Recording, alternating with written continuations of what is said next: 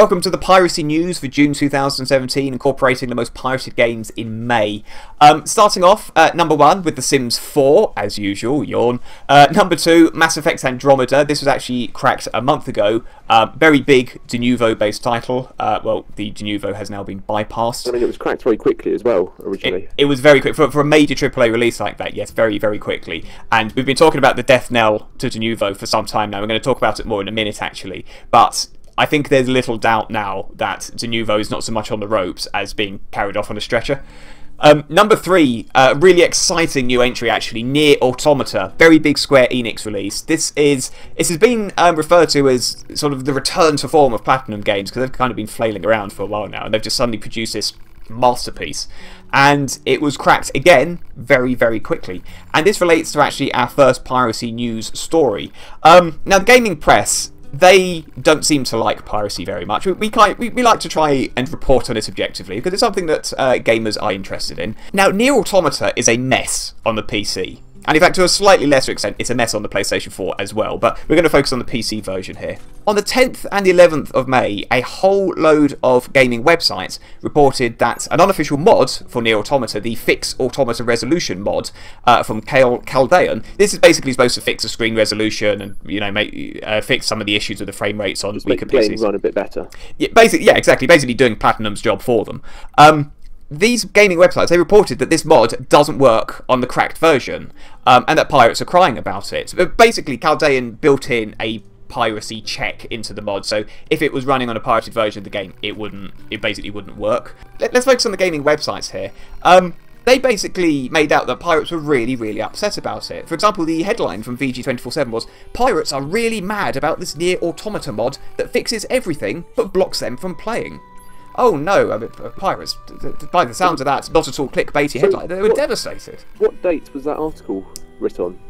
All of the articles, without exception, were published on the 10th and the 11th of May. Right, okay, 10th and 11th. Keep that in mind. I'm very pleased you highlighted the date, actually, because the 10th and 11th of May came after the date, the 9th of May. On this day, FitGirl, who is a very skilled repacker, FitGirl worked in the crack and indeed worked in the Fix Automata Resolution mod, and, guess what, removed the piracy check. And this was on the 9th of May, you say? The 9th of May, which was actually between 1 and 2 days, depending upon how quick off the mark the websites were, before they all started saying that pirates are getting really upset about this. Which is bizarre, because anyone who downloaded the FitGirl mod wasn't upset about it at all, because the mod was there with the piracy check removed. So, surely the video game sites couldn't have been totally wrong again. It seems to be happening quite a lot, doesn't it? Well, wasn't it only last month that we were reporting on the gaming news websites, reporting on Mass Effect Andromeda being cracked, and saying, oh, pirates aren't going to get the patch to fix the terrible facial animations, and they're all crying about it. Which, again, was totally fallacious, because, as I explained in last month's video, and you can click through and watch that, I won't go through everything again, but as I explained in last month's video, the pirated product is basically part of the ecosystem. You've got pros and cons for each. If you get the official product, you pay for it, but you get the patches, you get the multiplayer, and so forth. If you get the pirated version, then you don't get the patches and you don't get the multiplayer, but you also don't pay for it. So it's swings and roundabouts. It's a choice that gamers make. What pirates don't do is download something like Mass Effect Andromeda for free and then start crying because it doesn't get patched. Only things these articles actually do is that people who hate piracy think they're winning, when, to be honest, they're not really. You're absolutely right, yeah. They introduce an echo chamber, and this is apparent. If you look at the commenters underneath the stories, I mean, the commenters seem to be trying to prove that they are actually even bigger retards than the people who wrote the news story. To be honest, I don't think they even know where to start when it comes to pirated stuff. Now, let's get on with the charts. At number 4 is Outlast 2. This is a indie horror game done very well in the pirated charts, actually. It stayed there for quite some time. GTA 5, which seems to be ever present, largely because it seems to have held its price. Pro Evolution Soccer 2017 is at number 6. Because FIFA still hasn't been cracked. Still no sign, and I don't think it will be now, to be honest. No, I think they'll probably wait until the next one's out, and then they'll crack it really quickly, because Denuvo has gasped its last breath. Number 7, The Walking Dead: A New Frontier. This is episode 5. We reviewed episodes 1 and 2 of this ages ago, and then, like all of Telltale games, lost interest in it because it takes them so long to release the rest of the series. Absolutely, and I'll say one thing, that's probably going to drop down next month, because it's always, when it first comes out, it shoots up, and then it soon starts dropping, doesn't it? Yeah, exactly. It's the people that have been following the series slavishly that, you know, quickly get hold of the new version. And I should put, even though I said episode 5, that does obviously include episodes 1 to 4 as well. Mafia 3, Stones Unturned, is at number 8. This is the standalone DLC for Mafia 3, so if you can't face the entire game, then you can get a nice little standalone DLC for it. Number 9, we've got Vanquish. Now, I mentioned Nier Automata being a return to form for Platinum Games. Vanquish is actually something that was originally released many years ago, actually. I believe it's for the Xbox 360, possibly for the PS3 as well, although I'm not 100% on that.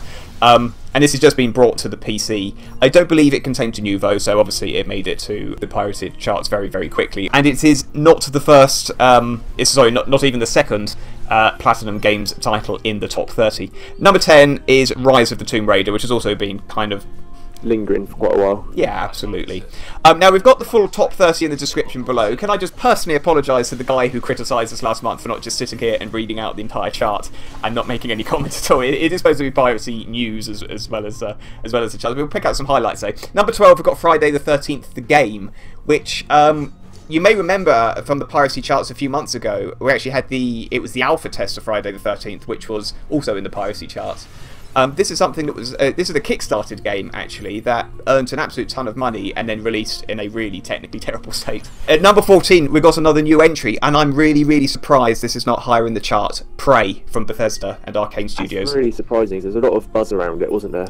There was a lot of buzz around it before it released, and then Bethesda did their usual thing. They didn't send it out to anyone to review until the game had actually been released, which even think a little bit. Yeah, I mean, Bethesda stated this is because of Doom, because they didn't do that with Doom, and Doom did really well, and everyone loved it. But they think that they can kind of retread history by doing that. But the trouble with Prey is not everyone liked it. In fact, I mean, it was quite polarising. Some of the reviewers absolutely loved it, and then quite a lot of people thought it was sub-mediocre, actually. And I think that's come across, actually, in its poor showing in the pirated charts. I would have expected that to have been jostling with Nier Automata, actually. Number 18, well, do you remember I said that Vanquish wasn't going to be the last showing from Platinum Games? Well, I do remember. Because Bayonetta is at number 18. And then finally, at number 22, we've got The Surge, which again, this kind of came from nowhere, really. It just sort of popped into the piracy charts. Basically, it's a science fiction version of Dark Souls, albeit an indie version of that. So I should also actually make a note about the charts in general. I should have probably said this at the beginning. And I'd imagine everyone watching this knows that Extra Torrent actually went down about halfway through the month. Extra Torrent was a stupendously popular torrent site, and it used to play a big part in how we collated the charts. We basically collate this from lots of different, basically the most popular torrent sites. We take all the figures from all of those and try and roll them together as best we can into a chart. And obviously Extra Torrent going down about halfway through the month really didn't help with this process. So it's possible that some of the weird showings from some of the titles, you know, stuff like Prey being only at number 14, maybe that would have been higher if Extra Torrent hadn't gone down. Who knows? It's hard to tell though, isn't it? It's really hard to say. So it's really interesting though, because we've got no idea why Extra Torrent shut down. Yeah, that's a really good point, because it came out of the blue, totally out of the blue. They just put a sign up on the website. You know, 1 minute it was there, and the next minute was, you know, we've shut down as of, and the date. We won't be coming back, and we've deleted everything. Thanks, bye. And all the Fit Girl repacks were posted in Extra Torrent as well, weren't they? Yes, indeed they were. Fit Girl, I have noticed, has now started posting his or her repacks on leet, 1337x.to. And obviously you can find links to those listed on FitGirl's site as well. Right, let's have a look at our last story, actually, which is about a little game you may have heard of called Rime. No, we played this at EGX Res, didn't we? Yeah, which is a gaming convention held in London. We played this a few months ago. It was an early version, or an unfinished version, demo version of the code. And whilst we were playing this, and we did actually report on this in the piracy video at the time, I had a chat with one of the guys who, I believe, it was either a developer or he was with the publishing company, one or the other. And I asked him if the game was going to have Denuvo in it. And he said no, it's going to have Steam DRM, and that's it. Well, it turned out that this was a big fat lie, because as pretty much everyone noticed, when Rime was released, it had Denuvo in it. It was, and I do say this quite literally, it was infested with Denuvo. The publisher, I'm not even going to read their quote because it's so brazenly dishonest. They say they included Denuvo because they wanted the best quality for gamers. And that is so far from the truth. That's a bit contradictory, isn't it? Somewhat, yeah. That's putting it quite mildly, because I mean, we're about to do another video, actually, about how terrible Denuvo is. But obviously, Baldman, who did crack Rime very quickly, he put in a load of notes saying that the Denuvo in that version was particularly terrible, and loads of people had trouble with Rime in terms of the performance for the PC version, in terms of frame rates and so forth, because they did promise that they would remove the Denuvo when it's cracked. It took 5 days, courtesy of Baldman. The publisher has now removed the Denuvo shitware from Rime, but they're presumably, you know, whatever it is, what was it, $10,000 or $100,000, however many $1,000 it costs to license that crap. They're not going to get that back. So yeah, nice business move there. Publishers of, and Tequila Works, who are the developers, they said it's all the publisher, blame them. But anyway, let's get on to our final news story, which is guess what? It involves Denuvo. And really?